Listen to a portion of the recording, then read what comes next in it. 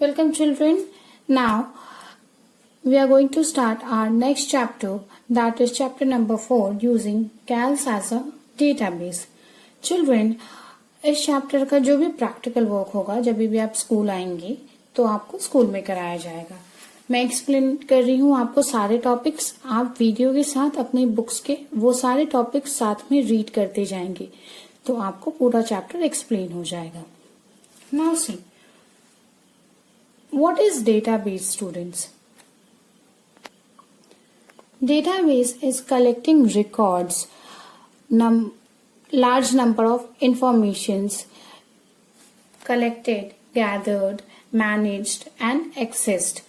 Means जब हम कोई भी जानकारी, बहुत सारी जानकारी, बल्क में डेटा अगर हम कहीं से इंफॉर्मेशन ले रहे हैं और उन सारे इंफॉर्मेशंस को हम अरेंज करके, मैनेज करके एक प्रॉपर फॉर्मेट में कलेक्ट करके रख रहे हैं, दैट इज अ डेटाबेस. अब मैं आपको एक एग्जांपल देती हूँ. जैसे टीचर्स हर क्लास के स्टूडेंट्स का रिकॉर्ड रखते हैं, चाहे आपके मदर्स नेम हो, फादर्स नेम हो, डेट ऑफ बर्थ हो, एडमिशन नंबर हो, देन आपका फीस हो, आपके हर टेस्ट के मार्क्स हो, हर हाफ ईयरली का मार्क्स हो, फाइनल का मार्क्स हो. तो ये सारा जो हम डेटा कलेक्ट करके रखते हैं, जिसको हम एक वर्कशीट बना के रखते हैं, जिस शीट में हम पूरा डेटा मैनुअली यानी कोई रजिस्टर, कॉपी, पेन के हेल्प से हम एंटर करके रखते हैं, उसको हम डेटाबेस बोलते हैं.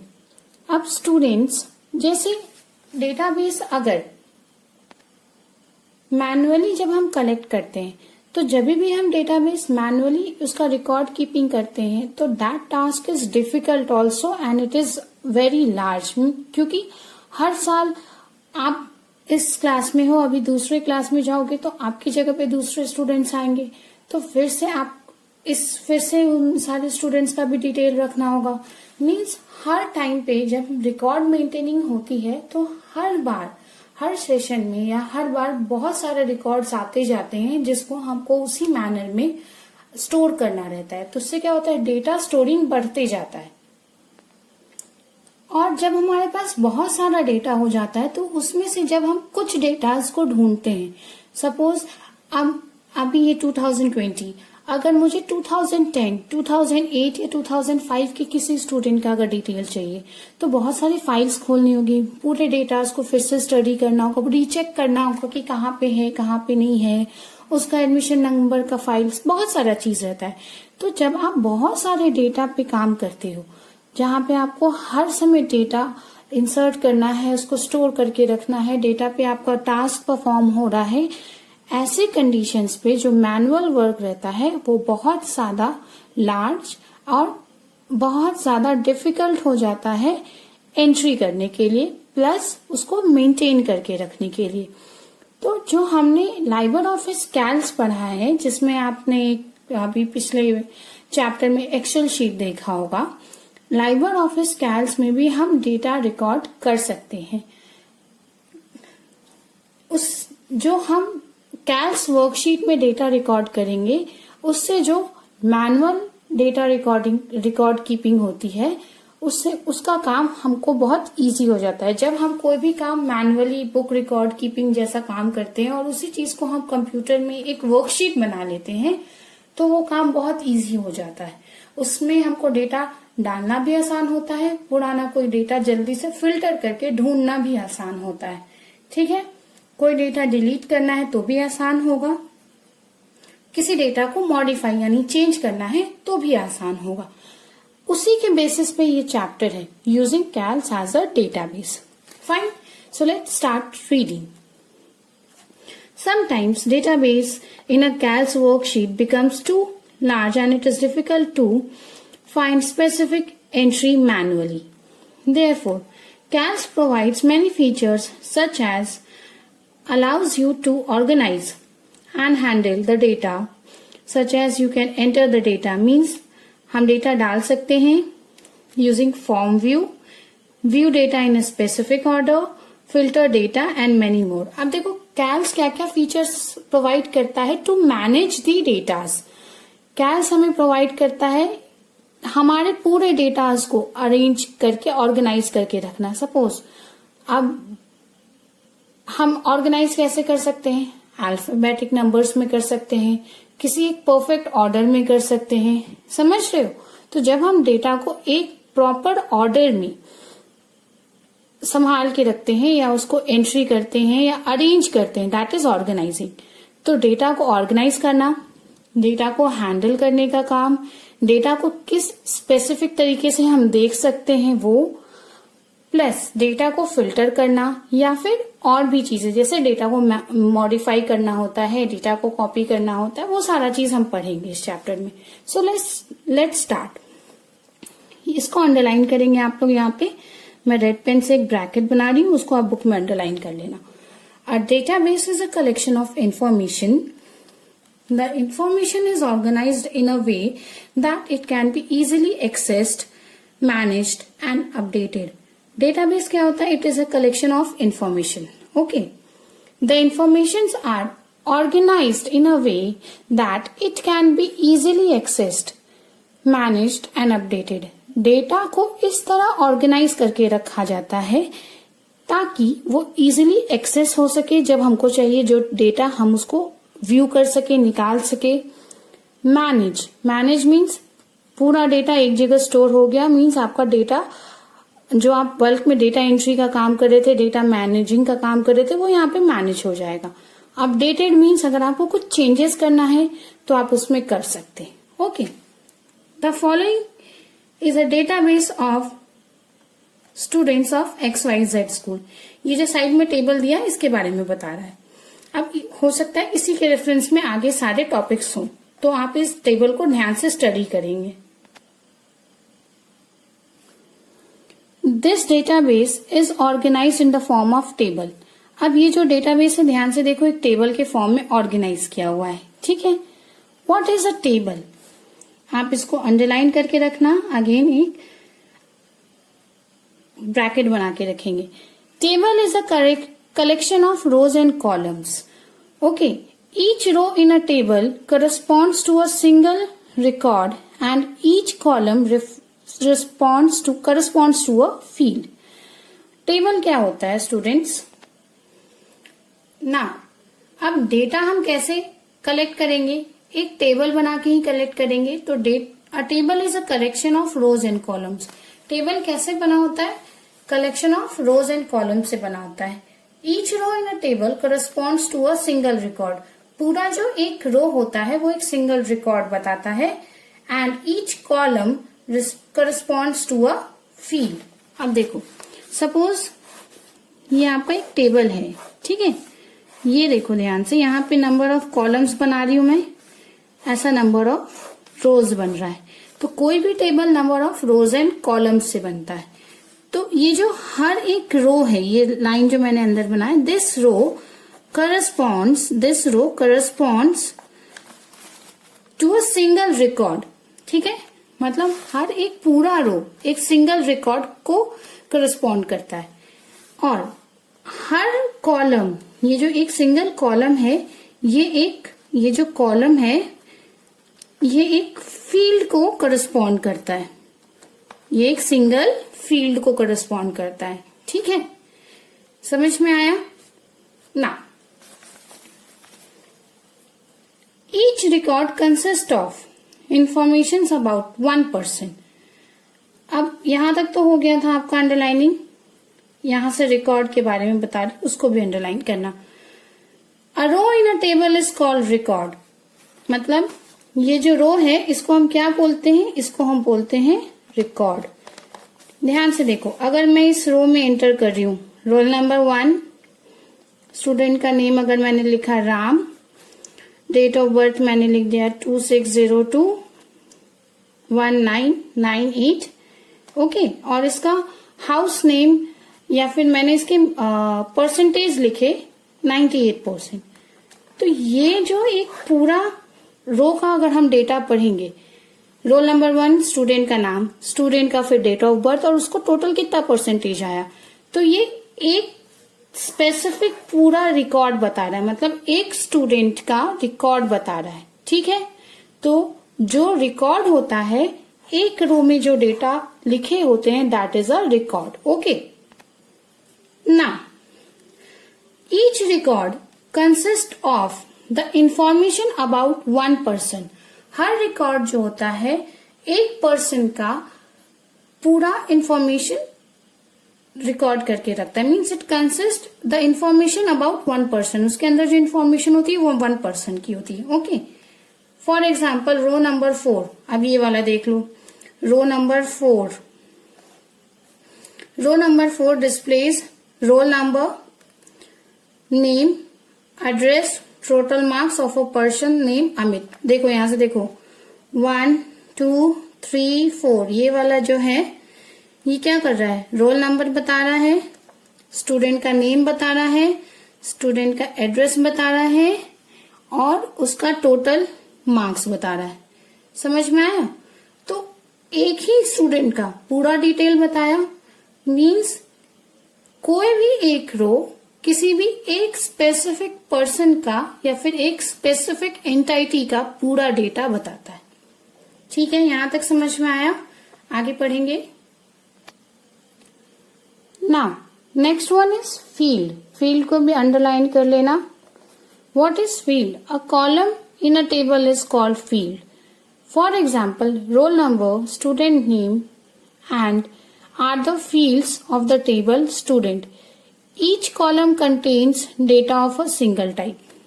अब यहाँ पे देखो, मैं फिर से एक्सप्लेन कर रही हूँ, ध्यान से देखो. ये कॉलम नेम है. कॉलम का नेम क्या दिया हुआ है? Role number, student name, address, total marks.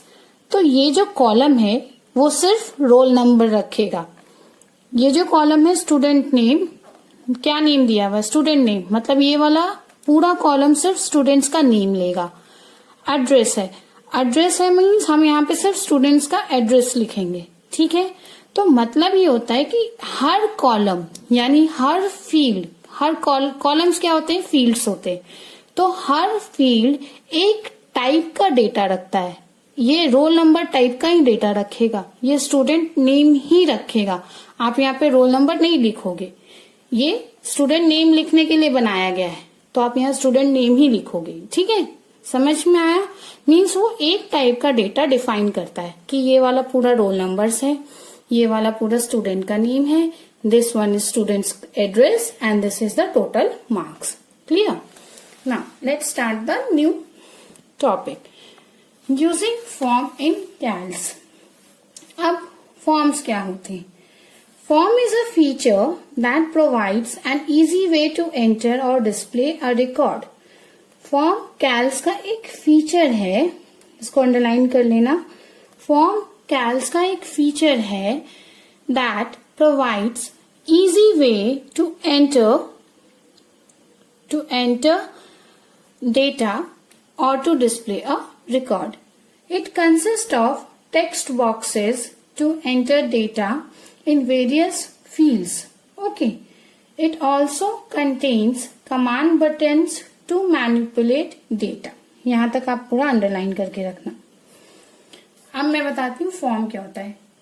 Liber office कैल्स का एक फीचर होता है फॉर्म, जो कि आपको एक वे प्रोवाइड करता है, जिससे एक बहुत इजी वे प्रोवाइड करता है, जिससे आप टेबल्स बना सकते हो, उसमें डेटा एंटर कर सकते हो, रिकॉर्ड्स को डिस्प्ले कर सकते हो.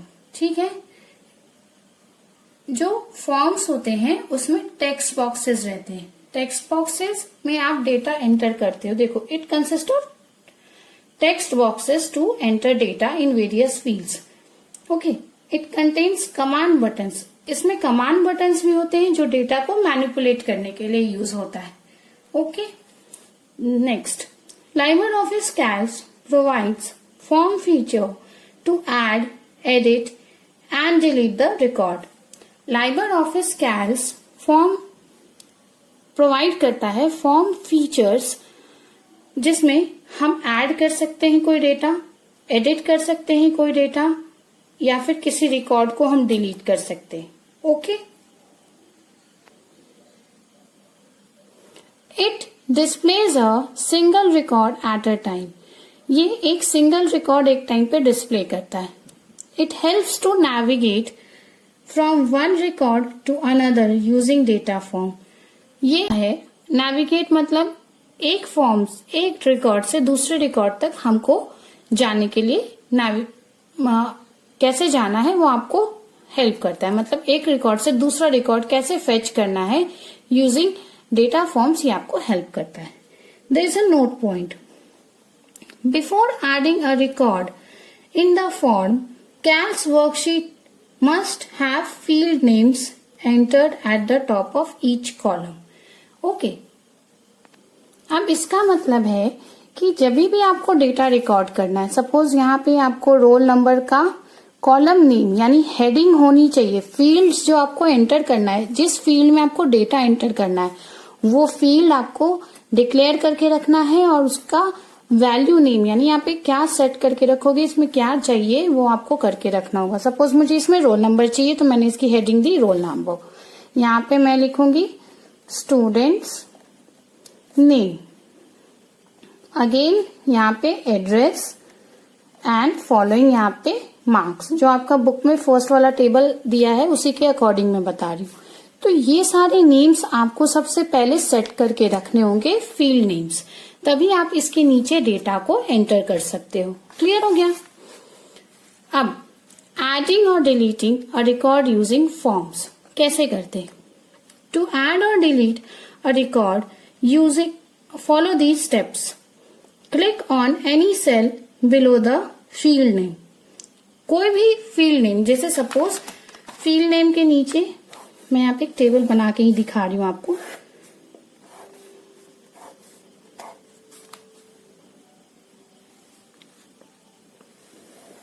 ये आपका फील्ड नेम है। ये देखो यहाँ पे मैंने 2-3 रोज बना दिए। ये आपका एक सेल है। ये जो छोटे छोटे रेक्टेंगुलर बॉक्सेस होते हैं ये आपके सेल्स होते हैं। इसको क्या बोलते हैं हम लोग? सेल्स। ये आपने क्लास 6 में पढ़ाया है मैंने आपको last year. Then click on any cell below the field name. Suppose हम यहाँ माउस लेके गए और हमने यहाँ पे क्लिक किया, ठीक है। अब जब हम क्लिक करेंगे, click on the form option. हम जब क्लिक करेंगे, यहाँ पे जूम करके दिखा रही हूँ मैं आपको, ध्यान से देखना, थोड़ा सा जूम कर रही हूँ मैं।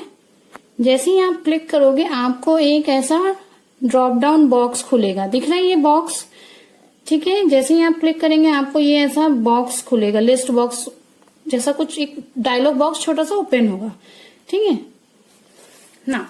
ये वाला बॉक्स में आपको डिफरेंट लिस्ट दिया हुआ है कि आपको क्या क्या फीचर्स प्रोवाइडेड है। अब आप उसमें second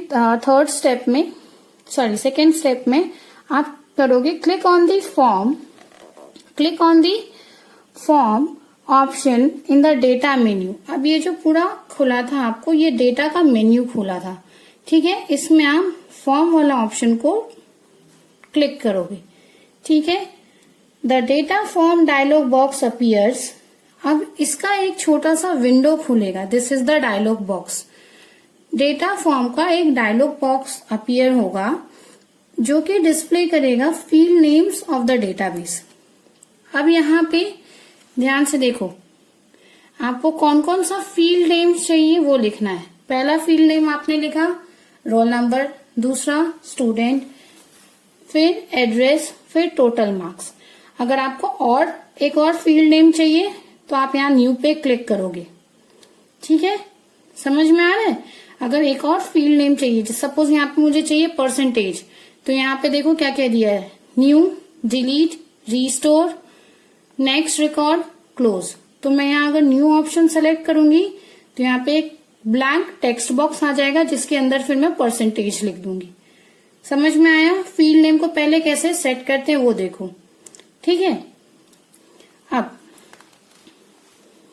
now come to third step, choose the appropriate commands according to the requirement. अभी बताया मैंने आपको, जो रिक्वायरमेंट है उसके अकॉर्डिंग कमांड्स आप यूज करोगे। Click on new to insert record. New command में जब हम क्लिक करते हैं, क्यों करते हैं? हमको नया रिकॉर्ड इंसर्ट करने के लिए। The new record is inserted at the end of the database. मैंने बताया ना, इसके नीचे भी एक टेक्स्ट बॉक्स आपको अपीयर होगा अगर परसेंटेज लिखना है तो। Click on delete to delete a record. अगर आपको कोई रिकॉर्ड डिलीट करना है तो आप डिलीट कमांड यूज करेंगे। Click on restore to restore back the deleted record. By mistake अगर आपने कोई रिकॉर्ड डिलीट कर दिया तो यहाँ पे एक रिस्टोर का भी कमांड है। रिस्टोर पे जैसे ही क्लिक करेंगे जो डिलीट किया था वो वापस से आ जाएगा। Click on next record to move to the next record. Next record command को जब क्लिक करेंगे तो नेक्स्ट रिकॉर्ड के लिए नेक्स्ट आपका जो स्टेप रहेगा उसके लिए मूव होगा। Click on close to close the dialog box. उसके बाद अगर आपको ये सब आपने कमांड्स सेट कर दिया तो आप क्लोज में क्लिक करेंगे ये वाला डायलॉग बॉक्स को बंद करने के लिए। ठीक है। As soon as you add or delete a record using the data form dialog box, the CALC database automatically updates simultaneously। जैसे ही आप इसमें कुछ ऐड करते हो या फिर इसमें से कुछ डिलीट करते हो, जो भी चेंजेस आप इसमें करते हो वैसा ही एक डेटाबेस आपको अपडेट होके क्रिएट दिखेगा। ठीक है। Now the next topic is sorting a record. Sorting का मतलब क्या होता है? सॉर्टिंग का मतलब पहले बता रही हूं मैं आपको। किसी भी चीज को एक सीक्वेंस में आइदर असेंडिंग और डिसेंडिंग, जब आप एक सीक्वेंस में किसी चीज को अरेंज करते हो दैट इज सॉर्टिंग। तो सॉर्टिंग अ रिकॉर्ड में क्या होता है? Sorting is a process, again underline this, sorting is a process of arranging data in a sequential order by the following some criteria or by grouping items with similar properties। For example बता रही हूं मैं, teachers attendance register में आपके जो names enter करके रखते हैं वो सारे अल्फाबेटिकल की ऑर्डर में सॉर्टेड होते हैं। तो उसी तरह जब आप डेटा एंट्री करते हैं तो आप किसी एक स्पेसिफिक ऑर्डर में उस पूरे डेटा को सॉर्ट करके रखते हैं। ठीक है। Here the data can be in the form of text, numbers and combination of both। अब डेटा कैसा हो सकता है? टेक्स्ट में हो सकता है, टेक्स्ट यानी ABCD टेक्स्ट, नंबर्स 1 2 3, या फिर combination of text and numbers both. You can arrange the data in ascending और descending order. Now we can arrange the data in ascending और descending order. Sorting makes the data more organised to understand and work. ये वाले line को आप भी underline करके रखेंगे। Sorting का पर्पस क्या होता है? Sorting makes the data more organised to understand and work. Suppose जैसे मैंने आपको अटेंडेंस शीट रजिस्टर का एग्जांपल दिया, अगर वो सॉर्टेड नहीं होता, वो यानी अगर वो अल्फाबेटिकल ऑर्डर में अरेंज नहीं होता तो डी नेम से, डी लेटर से जो नेम शुरू होता है, हो सकता है वो पहले हो, ए वाला लास्ट में नहीं। जैसे ही हम उसको ऑर्गेनाइज कर देते हैं, हम उसमें से कोई भी डेटा, कोई भी स्टूडेंट का डिटेल सर्च करना या फिर लिखना हमको बहुत इजी हो जाता है। तो sorting makes the data more organised to understand and work. To sort a data follow these steps. Now coming back to the database, जो आपने आपकी बुक में एक टेबल दिख रहा था, उस पे अब आप सॉर्टिंग कैसे करोगे, कैसे अरेंज करोगे? देखो, select a range of cell you want to sort. अब आपको जो सेल को सॉर्ट करना है आपको उसको सेलेक्ट करना होगा। तो हमने यहाँ पे रोल नंबर वाले सेल को सेलेक्ट किया है। आप ध्यान से देखो, हमने यहाँ पे रोल नंबर वाले सेल को सेलेक्ट किया है, ये हाईलाइटेड दिख रहा है। उसके बाद जैसे ही हमने इसको सेलेक्ट किया, यहाँ पे डेटा ऑप्शन दिख रहा है, डेटा में क्लिक करेंगे तो ये लिस्ट बॉक्स ओपन होगा। ठीक है। First step is select the cell you want to sort. Click on sort option from the data menu. पहले तो हमको ये डेटा मेन्यू में क्लिक करना है, फिर हमको ये लिस्ट ओपन होगा, यहां से जाके हमको ये सॉर्ट में क्लिक करना है। ठीक है। सॉर्ट में जैसे ही क्लिक करेंगे ये वाला डायलॉग बॉक्स अपीयर होगा। ठीक है। A sort dialog box appears. इस डायलॉग बॉक्स को सॉर्ट डायलॉग बॉक्स बोलते हैं। ना थर्ड स्टेप में दो ऑप्शंस हैं, सेलेक्ट शॉर्ट की 1 सेक्शन। अब कैसे कैसे आप सेलेक्ट कर सकते हो? Select the field name on which you want to perform the sorting. Suppose for example total marks वाला सेलेक्ट किया गया फील्ड। ठीक है, अब टोटल मार्क्स वाला फील्ड अगर सेलेक्ट किया गया है तो क्या पूछा जाएगा, हमको असेंडिंग में चाहिए या डिसेंडिंग में चाहिए। ठीक है, तो डेटा हमको कैसा चाहिए, असेंडिंग या डिसेंडिंग हम सेलेक्ट करेंगे। अब हमने जो भी सेलेक्ट किया होगा, देखो यहाँ पे रेडियो बटन्स बने हैं, असेंडिंग डिसेंडिंग लिखा हुआ है, तो आप जिसको सेलेक्ट करोगे वो यहाँ पे हाईलाइट हो जाएगा रेडियो बटन। जैसे ही आपने सिलेक्शन कर दिया फिर आप ओके क्लिक करोगे। जब आप ओके क्लिक करोगे तो आपको देखना यहाँ पे एक टेबल अपीयर होगा।